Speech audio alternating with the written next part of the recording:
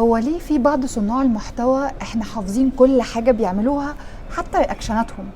جاي اقول لك السر اللي محدش من صناع المحتوى هيقوله لك. انا هبه مهران، ماركتير اند كونتنت كريتور، وده لو ما تعرفنيش. عشان بيعيدوا اي حاجه بيعملوها كل مره، سواء ستايل ثابت، جمله ثابته في كل فيديو، او حتى اللوكيشن ثابت. وده بيحصل عشان بيعودوا المشاهد على حاجه معينه مع التكرار بتتحفر في عقولهم. ودي حاجه اسمها في الماركتنج البوزيشننج.